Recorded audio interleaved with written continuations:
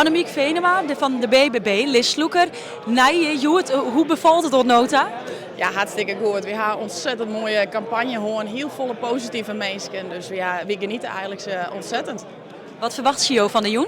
Nou, het is sowieso een spannende joen en we zijn heel benieuwd wat de kiezer eigenlijk gekozen had. En we wachten het aan.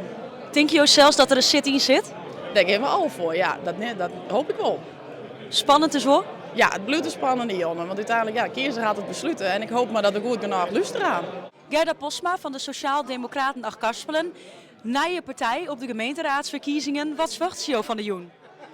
Ja, ik vind het heel lastig, want we zijn vrij laat begonnen. Dus dan is het afwachten dat je genoeg zitten krijgen, genoeg bekendheid krijgen om een zit te krijgen. Maar ja, we zijn blij bij als we een zit krijgen, dan ben we heel blij. En alles wat meer is alleen maar mooi meegenomen.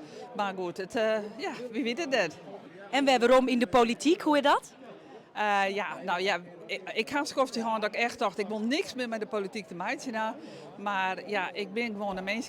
En als je dan zorgt dat het net goed gaat in de mensen, dan denk ik van, daar hebben we ook wel wat aan doen. Ik vind de negativiteit die op dit moment soms heerst bij bepaalde partijen, dan denk ik van ja, dat willen we net. We willen we gewoon positief bij elkaar bouwen. En dan kunnen we een heel prettig bereiken. Is het een spannende Joen of je hem die zit helje of krijgt net? Ik heb geen flauw idee, dus ik viel spanning in de buik. Maar als dat iets zei hoe het zit, dat weet ik niet.